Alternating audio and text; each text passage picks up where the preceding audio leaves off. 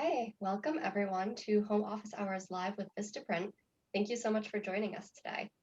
Home Office Hours is a series that we've put together of live discussions on timely topics, and we will be featuring guest speakers, as well as our very own Vistaprint team members. We know that small business needs have changed during these times, and we wanted to help, so we created the series as a way for us all to connect and share advice. And today we're actually teaming up for our third episode in partnership with Alignable, the Small Business Referral Network. And Alignable is the online network where small business owners all across North America can drive leads and prospects, generate referrals, land business, build trusted relationships, and share great advice, some of that advice, which we are going to share with you today. So today we're actually sourcing experts from our communities. We have an Alignable member and a Vistaprint customer here to talk about how you can drive your bottom line on social media as a small business owner, which we know is particularly important as we head into a very different holiday season this year.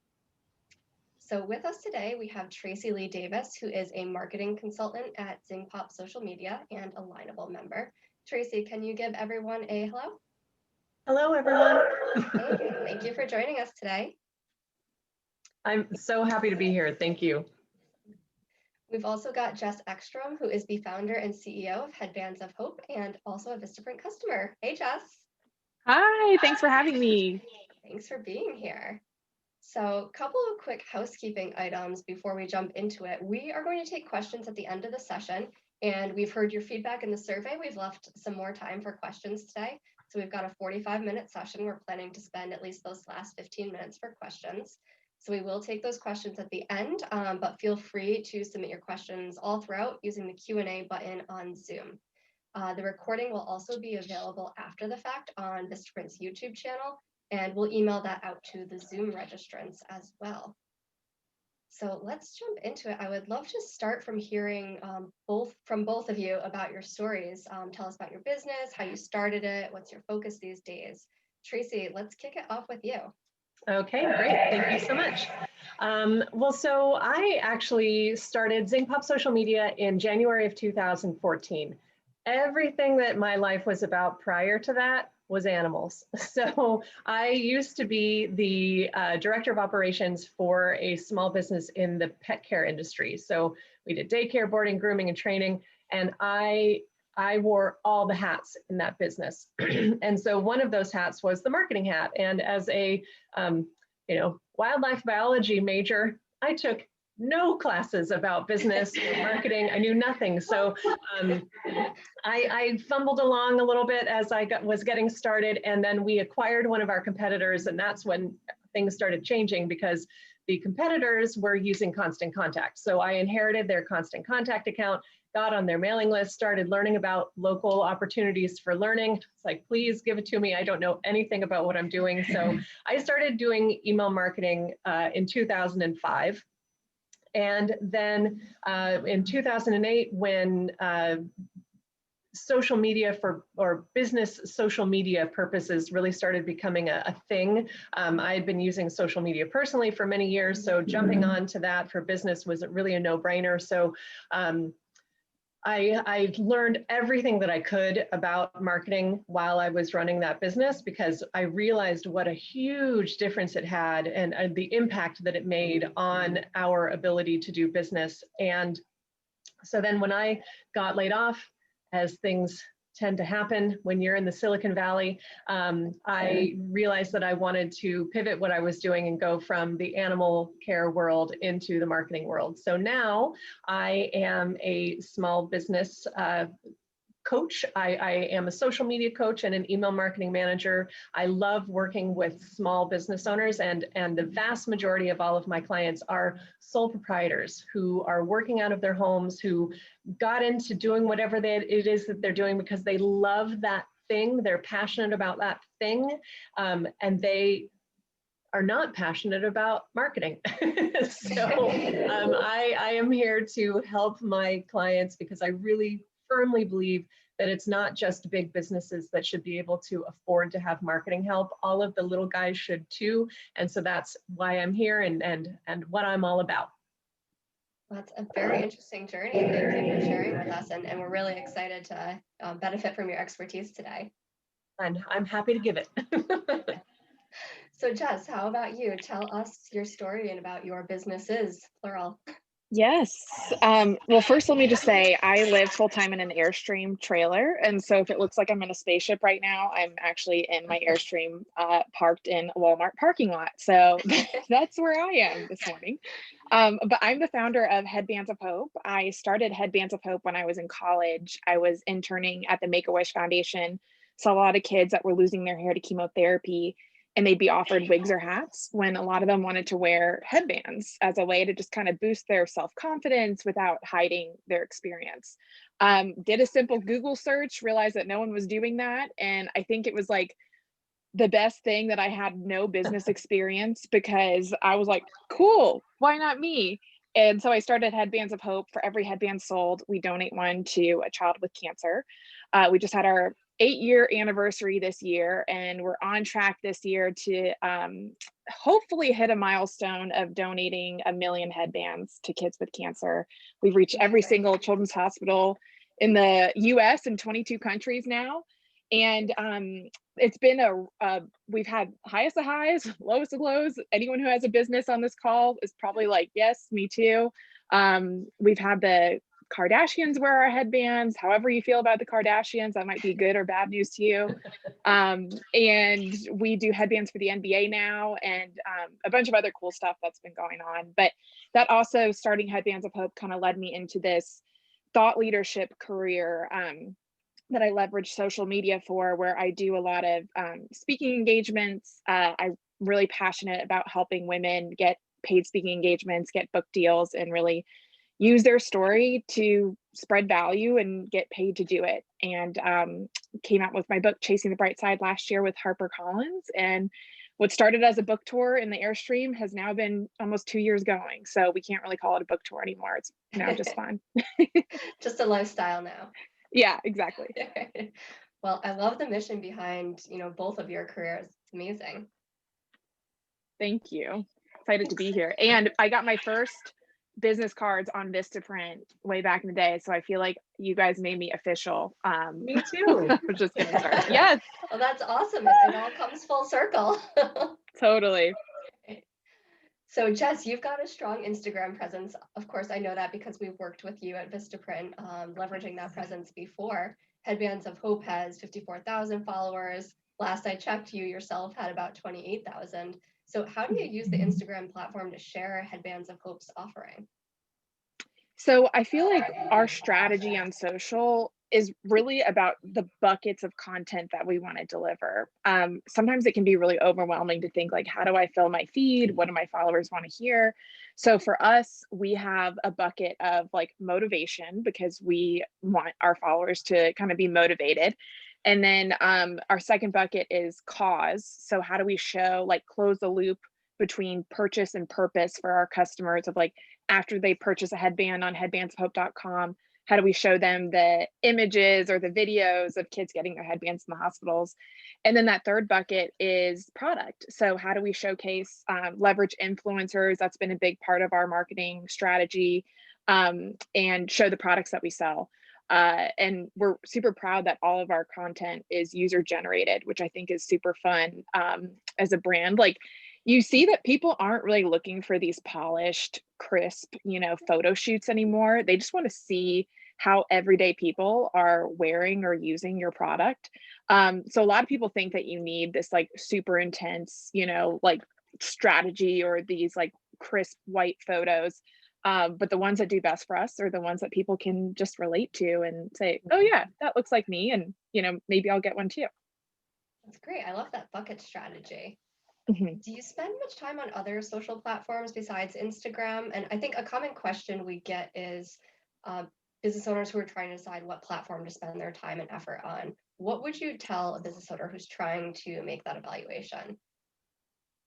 I mean, you can literally run yourself into the ground if you try to do everything. I mean, there is now like Snapchat, TikTok, whatever, like there's so much. And so I would think about who is your target customer and what are they using, and then spend your time on that platform.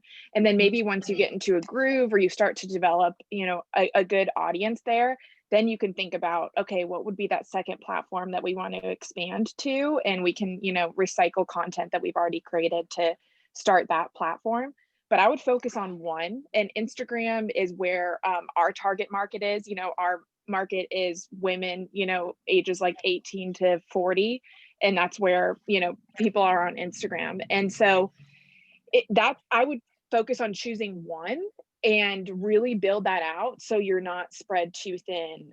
The worst is thinking like, oh my gosh, I have to post to 12 different platforms today. And then when you do that, you're not engaging with people too, because you're just spreading yourself so thin, which I know Tracey's talked about as well. But you really want to be able to engage with your people, and you can't do that if you're like constantly tweeting, TikToking, or whatever it is that people are doing right now.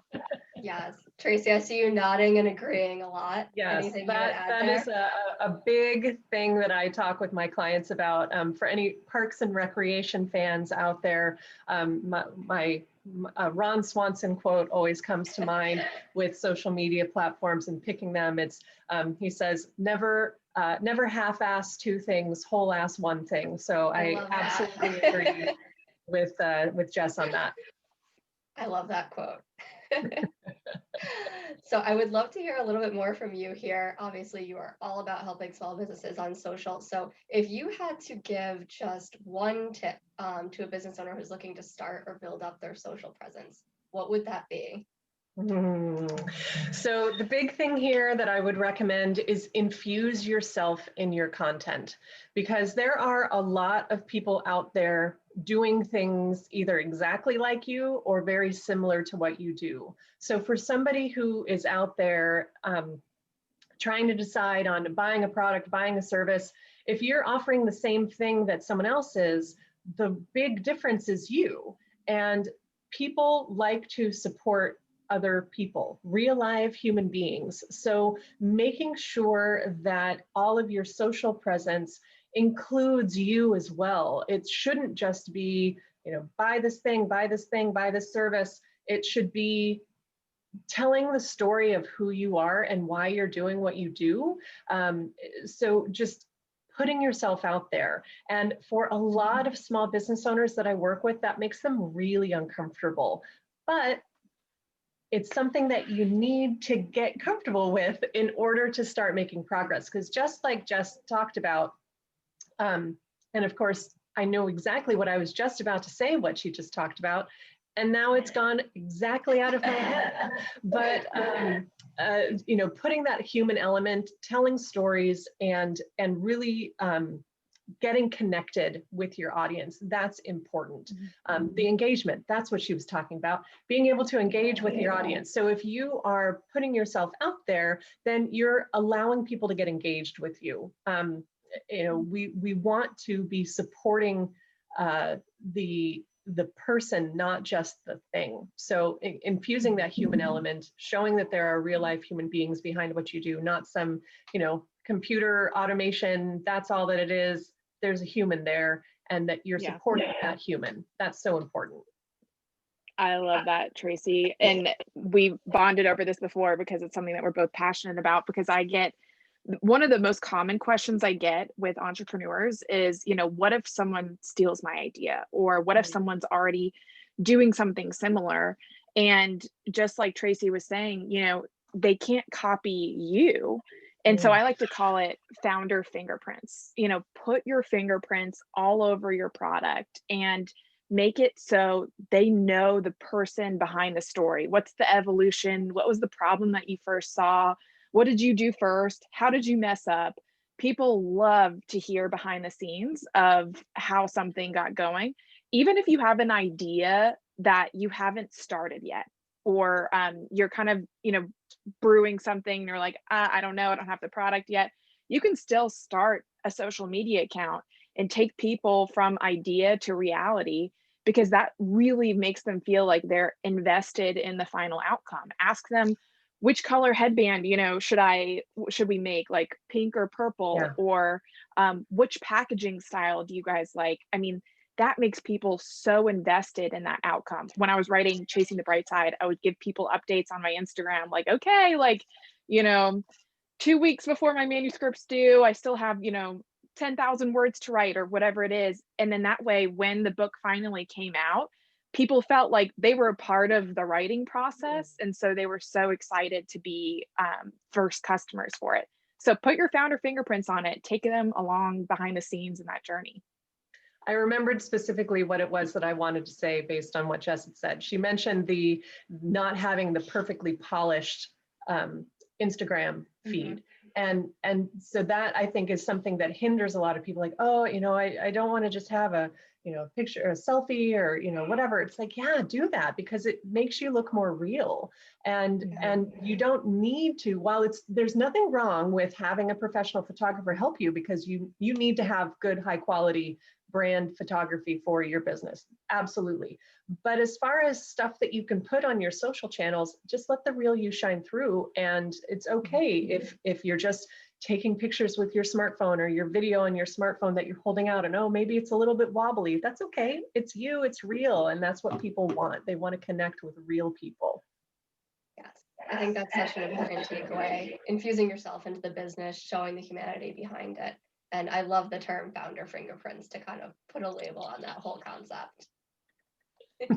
Spirit fingers, if you will, All right, so Tracey, let's talk a little bit more about selling.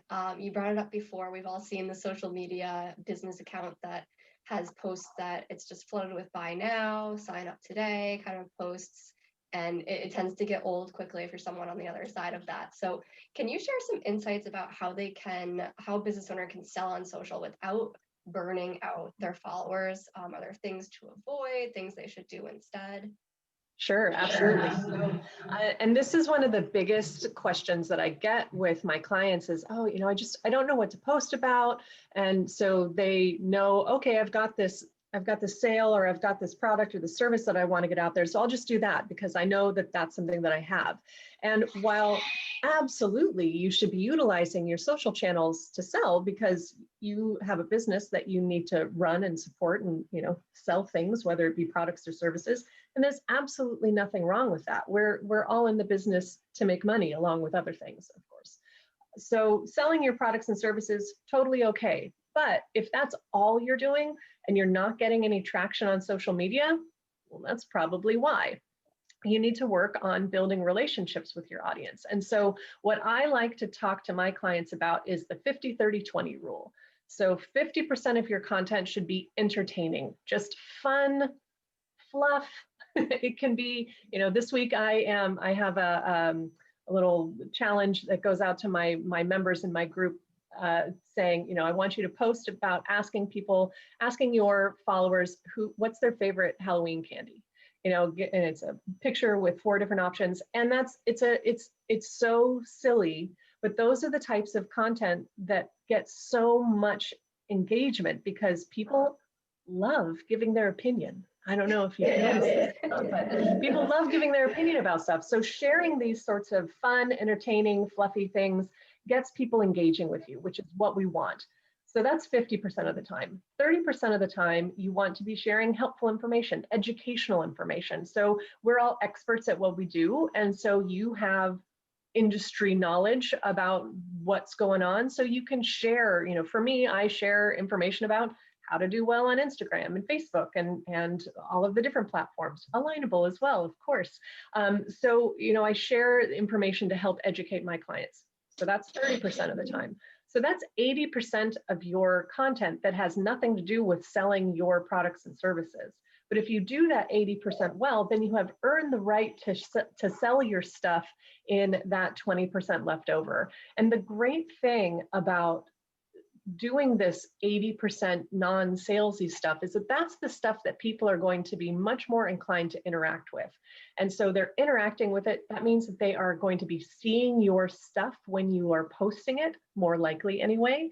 And so then when you do have that 20% of promotional content, they're going to be much more likely to see it. And because you've developed that relationship with them, they're going to be much more likely to buy it. So, I had one client when I was talking about doing a fluffy piece of content, he was like, well, how many clients is that going to bring in? Well, it's not all about bringing in clients with every single post. It's about developing that relationship. So get people used to interacting with you. interact back with them, engage with them, like Jess was talking about. That's so important. And then they are going to be much more primed for when you have something to sell. Thank you. That is I'll- such a useful framework.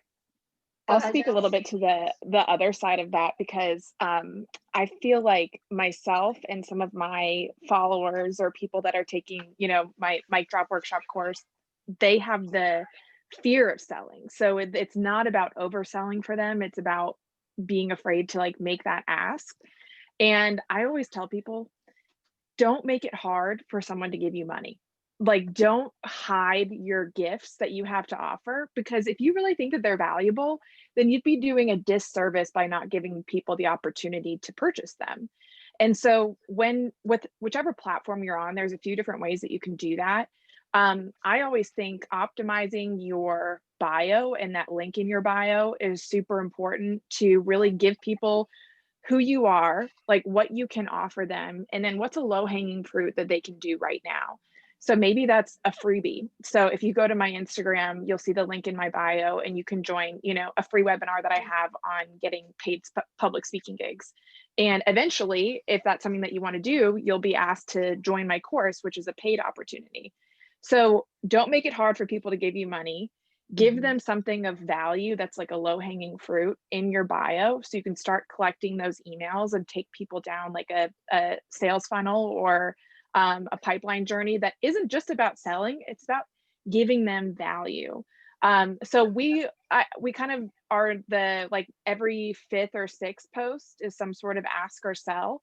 And like Tracy was saying, if people are already engaged with the posts that you're doing that are like about your dog, or like a really great breakfast burrito that you had, or whatever it is, then you're going to pop up in the algorithm when you're asking something of them. So that's why it's really important to keep engaging with people, because you don't only want to show up when you need something, you want to show up when you have something of value to offer them. Yeah. True in life as well as on social, right? Totally. Yeah. Jess, I think you do, with that, I think you said every 5th or 6th post where you are promoting something. I think you do a really good job making those posts content that your followers actually want to see. Can you tell us a little bit about what goes into that and how you create? It's a promotional post, but it's still really engaging. How do you do that? Oh, thank you. I appreciate that. It used to be a lot of like banging my head against the wall, like, how do I say this in the right way, but not come on too strong? And, and you can get so in your head. So one thing that I'll say about that is remove your ego from social media, because it can be a heck of a roller coaster if your self-worth is attached to the performance of a post. Because the best way that you can approach it is, like, every post that you do is research. Everything that you press like publish, you're just finding out information of like what your followers like, what they respond to, what they don't like. Sometimes the posts that give you the most financial ROI are not the posts that you get the most engagement on. Your most engaging post might be asking about Halloween candy, but the post that actually might bring in the dollars, like, is announcing a course or a book or something, and it might not get as many likes. And so just try to remove yourself and your self-worth, like, from whatever you're posting. And I know that's so easier said than done, but it makes it so not fun when you are just like internally invested in everything that you publish. So because of that, I've tried to do that, and I kind of learn, what are people responding to? What do they like? I learned that anything with me in it, which, Tracy said that before, of like, people want to see people on the other side. So if I'm just showing, a picture of a product or a picture of a coffee mug or something, people aren't going to respond to that as much, because that could be anyone. So if I'm making an ask, or if I'm selling something and I'm showing myself, whether it's talking on video or doing like a reel or something funny, that always gets more engagement. Asking them about them, giving them a really quick way to answer. So a post that I'm doing today, I want to learn about my followers. So I'm asking them to comment 1, 2, 3, or 4. Like, number 1, are you a writer? 2, are you a speaker? 3, are you an entrepreneur? 4, are you figuring it out? So that gives people a really quick way to engage with you. So make it Mhm. easy for them to engage with you. And remember that every single post that you do is just research for getting better on the next one. Thank you, Jess. Tracy, do you have anything Yes. to add there? I absolutely agree. Yeah, I just getting people involved is the most important thing. You know, at the heart of everything that you're doing on social media, regardless what your business goal is, and regardless of what your ultimate social media goal is, you should always be working on getting engagement on your posts. So finding easy ways for people to get involved, you know, having a poll like that where people can just do a quick answer means that they don't have to put a whole lot of thought into, oh, I'm going to write out this detailed response. That makes it harder. The more complicated the ask is, the less likely people are to do it. So that poll sort of things, or just responding with your favorite whatever, or yes or no, those are easy things to do, or for the recipient, from the reader of your content, making it simple for us to respond. So then you are, again, more likely to see their content going forward. So make it simple, make it ridiculously simple for your clients to find you, to interact with you, and to buy from you. Great advice. Thank you both. So I see that we have plenty of questions already. I am going to turn it over to the Q&A portion, and we'll take questions until about 12:45. So since we have so many already, I'm going to start throwing them out there. I'll direct them to one of you to start, just so we aren't talking over each other too much. Sure. But feel free to jump in anywhere. And just a reminder to everybody who's on, if you have a question, there's the Q&A button at the bottom of your screen. You can submit it there. So our first question is, I have an essential oil business and my Instagram posts are also going to my Facebook business page. Should I send those posts to my regular Facebook? Tracy, can you take a crack at this one? So first off, you want to think about the fact that your personal Facebook page, technically, you're not supposed to be utilizing that for business purposes. It violates the terms of service if you're using it for solely business purposes. So just a word of caution that way. But if you are, any content that you are sharing onto your business page, if it's something that you need or want extra eyeballs on, then I would share it from your business page to your personal page, because you want to be able to see all of the traction that's happening on your posts through your analytics. You don't have any analytics on your personal page, but if you start on your business page, share it to your personal page, that all tracks back to your business. And ultimately, we always want more people interacting with our business pages, right? So instead of doing one post on Instagram, one post on business Facebook, and then one post on your personal Facebook, Instagram, business Facebook, share from business Facebook to your personal page, if that makes sense. Thank you. So do either of you run paid content and campaigns? Just so I can get a sense of where to direct this next question. It might be to both of you. Yes, I do. Yeah. Right, go ahead, Jess. But Tracy might have more technical advice on that. Right. Okay. I don't do many ads though. I do a lot. Most of my stuff is organic, though I do ads. That's not a main source of my traction. So I say, give it to Jess. Okay. Thanks. So the question, at the highest level is would you recommend using paid content and campaigns in addition to the organic content? I feel like organic content can only go so far. And I'm just wondering if that is something both of you do. So Jess, start us off. Yeah, so the main ads that we run are to my courses. So with Mic Drop Workshop, I am wanting to attract women who want to become paid speakers. With Book Pop Workshop, I'm trying to attract women who want to write nonfiction books. So because those are two very targeted interests, I find that Facebook ads and Instagram, it helps me get in front of the right people. And it helps those people discover me. Most of the people who have purchased that course, have been because they discovered me through an ad because they were searching for, you know, how to get public speaking gigs, or, you know, how do I be a paid speaker? And so I think that if you are wanting to find a specific group of people, and you have kind of that target in your head, and you have an ask that you want to make of them and an offer that is valuable for them, I would suggest paid ads. And it's hard because, like, you know, you want to just start and then hit refresh and be like, have I made money yet? Have I made money yet? But sometimes you have to let it run for a little bit to see if you're hitting the right people, what they're, you know, what they're clicking, and how it's responding, to really gauge if it's working or not. Excellent, thank you. Tracey, I anything agree. to add? Yeah. I agree with her. Yeah. Awesome.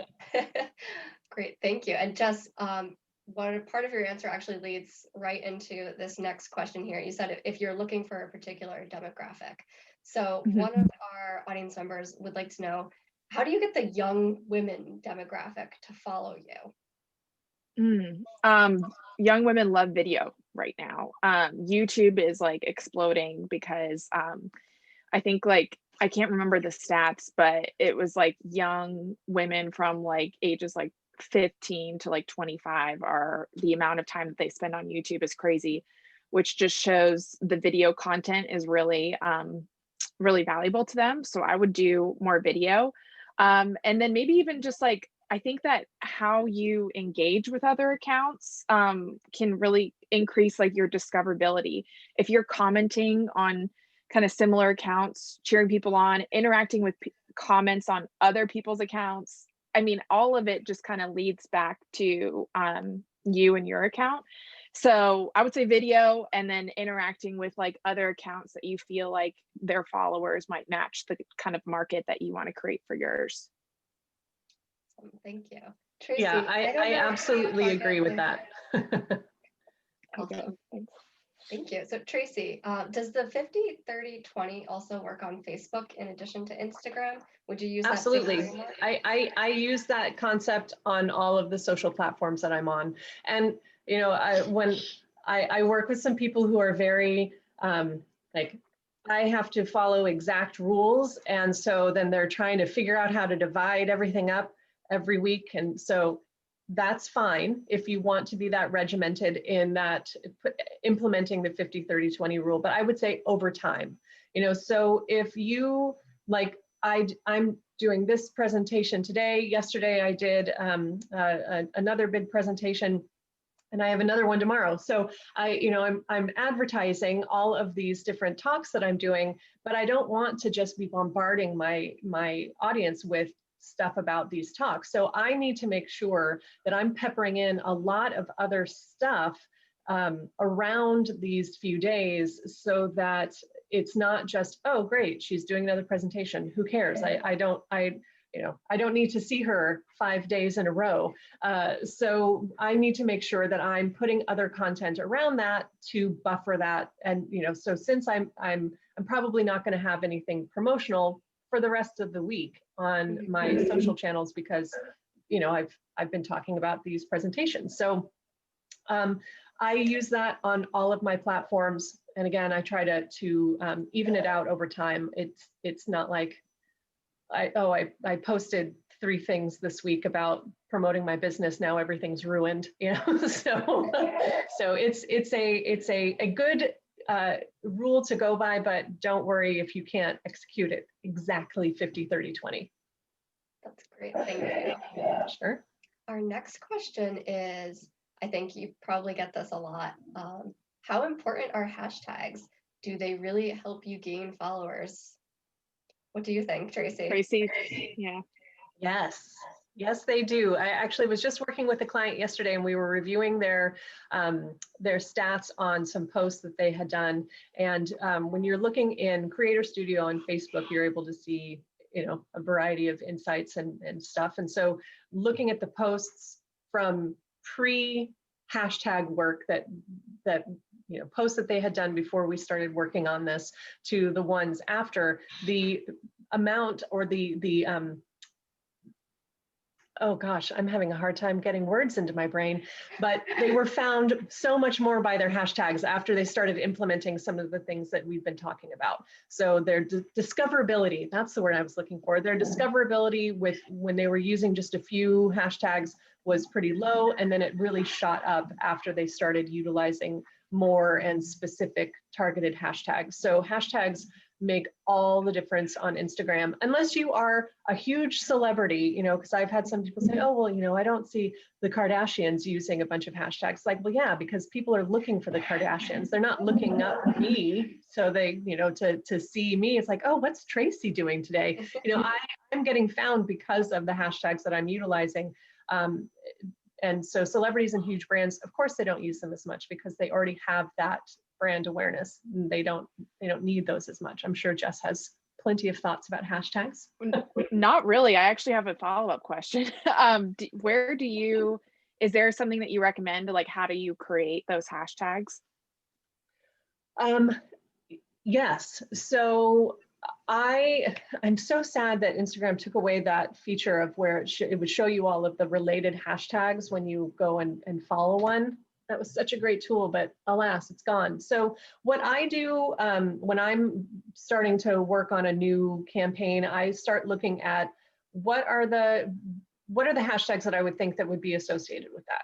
Great. So I start there, and then I go and I look at posts from people who are utilizing that hashtag, and I see what are the other hashtags that they're using in their posts that are top performing. So I look at the explore feature, where I am then looking at the top posts and seeing what sort of hashtags are being utilized, go from there. And then I use an app called Hishhash, Hishhash. The interface, when you look at it, especially if you have an Android like I do, it is really, the interface is awful, but it's a really awesome app. It's free, and it allows you to store a whole bunch of hashtags in different categories so that it automatically grabs, it defaults to 30 hashtags, but you can set it to whatever amount you want. So it randomly grabs hashtags from your cache so that it's always changing it up. And it also gives you suggestions of hashtags to use too. So it's a really, really cool little app that I use all the time. I love it. Hishhash. Cool. Thanks. That sounds so useful. We'll actually drop that in the follow-up email too, in case anybody is interested and didn't have a chance to write down the name. Thank you. Sure. Jess, I think you might have some experience on Etsy. Is that accurate? No, I haven't done Etsy, but you can try me if you want. Okay. Yeah. So the question is, we have a small handwoven studio and we're on Etsy. How do we distinguish ourselves there and get seen? I don't know if either of you have too much Etsy experience, so let me know. I do not. Yeah, I don't have Etsy experience. I have Shopify experience. That's where Headbands of Hope is run. I'm not sure if Etsy allows you to collect emails, but that's really the main thing that you really want. Is obviously, followers are great, but you're kind of like building a house on land that you don't own, whereas emails are really like you own those emails when they give them to you. So whatever platform you're using, how you can get more emails. I'm not sure if Etsy has a feature like that, but that would be what I would try to do. Agreed. Thank you. I know we have a lot of questions, so like rapid fire. Yeah. I know. Sorry, I'm just throwing them at you guys so fast. Oh yeah, let's do it. We have a couple about books, so I'm going to try and pull them together into a couple of short questions. And Jess, I'm sure you have a wealth of knowledge on this, so I'm going to direct these to you. Let's do it. There is one, could I approach selling my book as a product? And then a couple of follow-ups that are related. I'm a new self-published author of a fantasy fiction novel. Any recommendations on the platform that would be best to focus on? And then generally, just how do you get in front of large groups of people that are your audience? Cool. Okay. So a few different things. One, if you go to my Instagram, which is just my name that you can see here, and it's an _ Jess_Ekstrom, you can see some different promotional techniques that I used for chasing the bright side. One is, the biggest one is sharing quotes. And doing giveaways, but a really good lead magnet for a book is the first 2 chapters. So if you put in your bio, you know, click here, read the first 2 chapters for free. That is like how so many of my sales were done, because once they read those first 2 chapters, or whatever chapter kind of leaves them on a cliffhanger, Mhm. stop it there, and then they have to purchase to keep reading. So figure out a way that you can offer something, and this is not just for books, but how can you give them a taste of your value for free, and then to get them to pay once they're already kind of bought in. So some other techniques that you can do for that is, you know, give something free that is like the what's possible, and then the paid is the how to. Especially if you're doing books or courses or anything in that like thought leadership space. A freebie is your what, and then the paid is the how. That's so helpful. Thank you. Leave them on a cliffhanger. I like that. Yeah, absolutely. Tracy, maybe you can take this next one here on analytics. I have a feeling you probably go deep here. How do we crunch the analytics from Facebook and Instagram to maximize their benefit? That is a very broad question.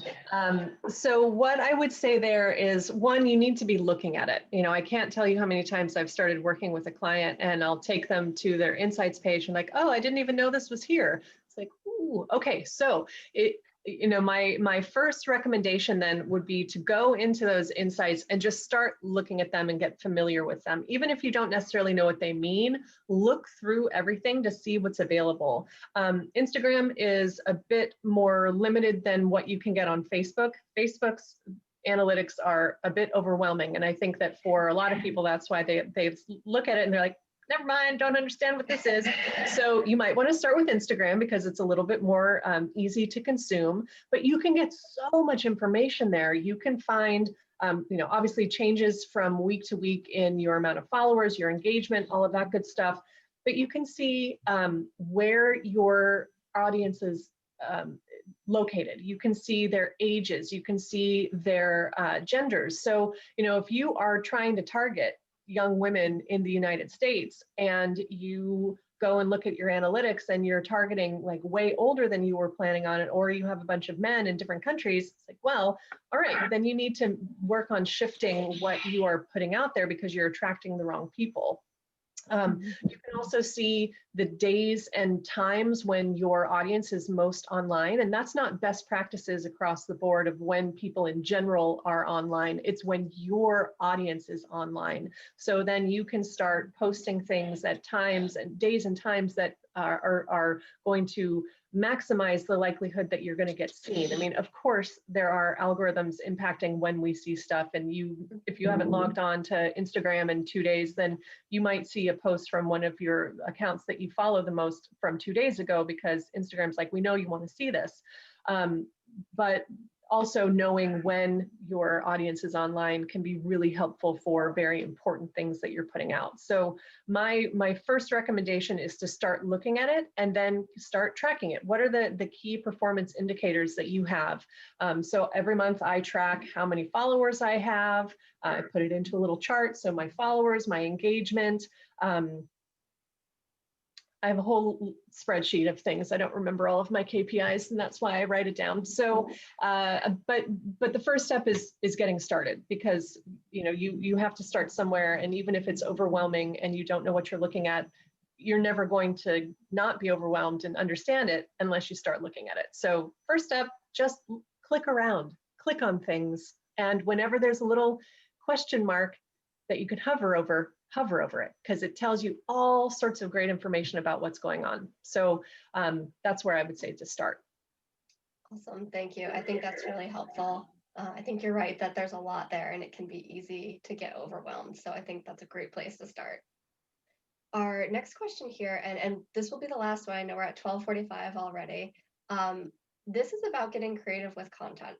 So I think this is a really great question, very specific to the question asker, but I think that everybody can get a lot out of your answers to it. So I make and sell a baked product out of my home. I don't know, besides when I'm at an event to sell my product, how to post things on my social media page. And the question asker uses mostly Facebook. I don't want to take pictures of just the process of making it. So I'm not really sure what to post except for where I'll be each week and when do I have an event. So what else can they post? And Tracey, I see you're very excited to take this one. Yes. Well, this is the biggest question that I get from my clients is, oh, I don't know what to post on social media. So I'm actually going to post in the chat. I give out free monthly content ideas. So if you don't know what to post about, you can just take one of my ideas and post about that. But so, you know, it's a big question. And so what you want to think about obviously are, you know, what's happening with your business that you can talk about. So, you know, if you start working with new vendors, if you're offering a new product, if you have a new team member coming on, obviously talk about that.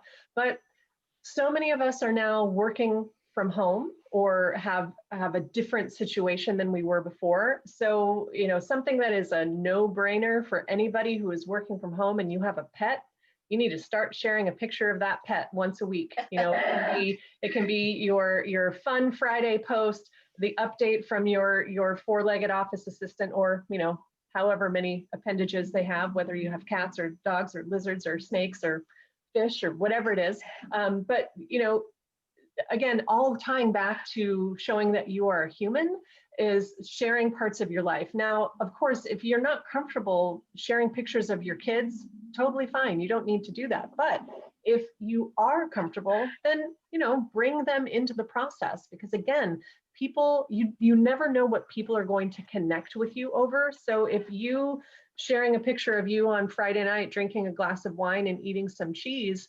you know, that could be the thing that people say, oh, I like doing that too. I want to work with her because I feel like I connect with her on that. Or, oh, you know, I've always owned Great Danes, so I can share a picture of my Great Dane, and then someone's like, oh, cool, I love big dogs also. I want to work with her because of that. Or, you know, hey, Jess is traveling around in her, what is it that you're in? Airstream. Yeah. Airstream. I was going to say the Gulfstream, and it's like, that's not Yeah. it. You know, that might be like, oh, cool. I also want to, I am doing that, or I want to be doing that. So I want to work with her because I feel that connection. So, you know, you can share things that don't have anything to do with your business that still are going to resonate with your audience and get them feeling connected to you. So yeah, check out those free monthly content ideas, and that will get you started. So, you know, the whole purpose of that was that if I don't have something to post about, I can go to that list every day of the month. There's something to post about, and you can post about that. And it's part of your 50% fluffy content. There you go. Done for you. I love it. I'm going to be signing up for that. And one more idea to throw at you guys that we haven't really talked about that much is creating content that's shareable. So people, one of the ways I've been able to grow my following is by creating these one-liners. So if you see on my social media, you'll see them in the form of like tweets or graphics or something like that. And if I swipe up on my analytics, that little like kind of paper airplane thing shows how many times it's been shared. And those are hands down the way that I have gained followers, is by people sharing those posts. So, and you might be thinking like, I don't have a one line, I don't know what I want to say, I'm not, you know, an author or speaker, but it gives people a way to understand you and your thoughts and what you stand for as a founder, as a business owner. So I have some resources to help you create one-liners. So if you send me a DM, I'm happy to send those to you. That's awesome. Thank you so much. And any resources that we haven't already shared in the chat, definitely feel free to send those to me. I'll include them in the follow-up email. Tracey, I know you're sending that guide. So everybody who's registered, keep an eye out for that follow-up email. We'll include some more helpful tips in there.